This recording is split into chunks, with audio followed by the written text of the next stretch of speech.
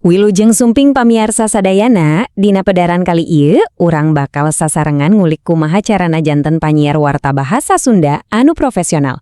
Tah, urang bakal mimitian ti cara nyerat naskahna, dugi ka tata krama anu kedah dicepeng pageuh nalika siaran. Hayu atuh urang kawitan. Oke, sate hacan urang teulem langkung jero kana teknik siaran, hayu urang kenalan heula sareng lapangan permainanana. Penting pisan kanggo urang terang naon ari media massa teh sareng di mana posisina radio sareng TV dina dunia pers anu laga ieu. Janten kieu, media massa teh sacara gurat badagna mah dibagi dua. Anu kahiji aya nu namina media cetak. Nya ieu mah sapertos koran atanapi majalah anu biasa ku urang dibaca. Medium ieu ngandelkeun pisan kana tulisan sareng gambar kanggo nepikeun informasina. Nah, cabang anu kadua, ieu anu bakal janten fokus urang, nyaeta media elektronik. Di dieu aya radio anu andalanna ngan ukur sora, terus aya televisi anu ngagabungkeun sora sareng gambar. Janten jelas pisan bedana nya, hiji ngandelkeun kuping, anu hiji deui mah ngandelkeun kuping sareng panon. Ayeuna urang lebet kana senjata utami saurang panyiar, naskah. Panginten aya nu naros, naha naskah kanggo siaran teh beda kitu sareng tulisan biasa, leres pisan, benten pisan. Hayu urang bedah naon wae bedana anu paling krusial. Iya ya, rusiah dapur para panyiar. Upami dina tulisan biasa, urang nganggo tanda koma, dina naskah siaran mah eta teh dirobeh janten gurat condong hiji atawa slash, fungsina kanggo naon? Kanggo ciciren yen urang kedah eureun sakedap.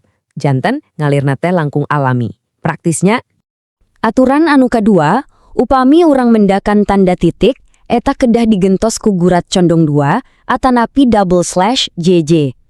Ieu hartosna urang kedah eureun langkung lami, biasa namal kanggo narik napas.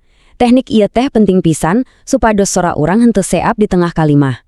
Nah, satos urang paham kana naskahna, tantangan salajengna nyaeta kumaha cara macakeunana di payunan mikrofon atanapi kamera.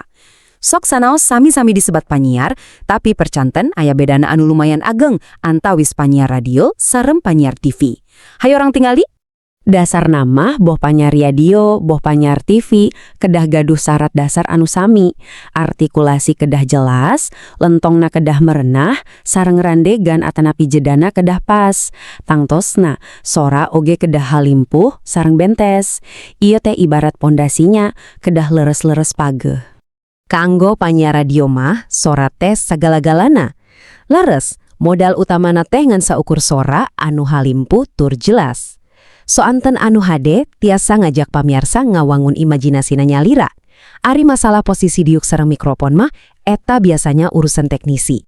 Tah, ari di dunia televisi mah, caritana janten benten deui. Salianti sora anu sae, penampilan visual janten kunci utami.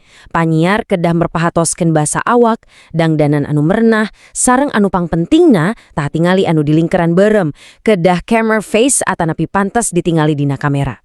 Kaparigalan teknis wae sih henteu cekap.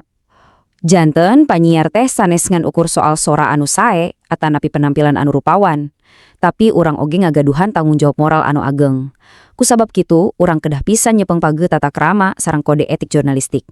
Ieu aya 3 hal anu wajib kedah pisan dilakukeun ku panyiar. Kahiji, kedah paham pisan kana eusi naskah supados henteu lepat nepikeun informasi. Kadua, pastikeun eusi naskahna teh etis, sopan, teu nyigeng sasaha. Teras anu katilu, kedah siap interaktif, utamana dina siaran langsung, upami aya pananya ti pamiarsa. Ayeuna urang bahas naon wae anu dilarang anu haram hukumna kanggo panyiar. Ye penting pisan. Kahiji, ulah pisan nyigeng atanapi nyerang isu suku, agama, ras sareng antar golongan. Kadua, ulah wani-wani ngiritik pamarentah atanapi saha wae tanpa bukti anu jelas sareng kuat. Ngalanggar ieu tiasa ngaruksak kapercayanan masyarakat ka urang. Di bagian pamungkas ieu, hayu urang tingali di mana wae urang tiasa mendapatkan media basa Sunda. Salianti eta, urang oge bakal diajar sababaraha kecap kunci dina dunia kawartawanan Sunda supados urang langkung akrab sareng dunia ieu. Cobi tingali peta ieu. Genuning media basa Sunda teh masih keneh hirup tur sumebar di Jawa Barat. Timimiti TVRI Jabar Banten, Bandung TV, RRI Bandung, dugi ka majalah Mangle sareng koran Galura. Iya ngabuktikeun yen media Sunda teh masih gaduh tempat anu penting di masyarakat. Mata kreueusnya. Hayu urang apalkeun sasarengan sababaraha istilah penting ieu. Kahiji aya padika, anu hartosna cara atanapi metode. Teras aya pamiarsa nyaeta panongton atanapi pamirsa. Sareng anu tatilu panalungtikan, anu hartosna panalitian atanapi riset. Cobi ucapkeun sakali deui di bumi masing-masing. Nah, upami anu ieu mah istilah jero di kalangan para penyiar, nyaeta kecap ngapungkeun. Ieu teh basa gaul anu hartosna siaran atau napi on air. Janten upami anjeun ngadangu panyiar nyarios, hayu urang ngapungkeun. Eta hartosnya siaranna bade dikawitan. Keren nya? Salaku panutup, hayu urang sami-sami ngalenyepan patarosan ieu.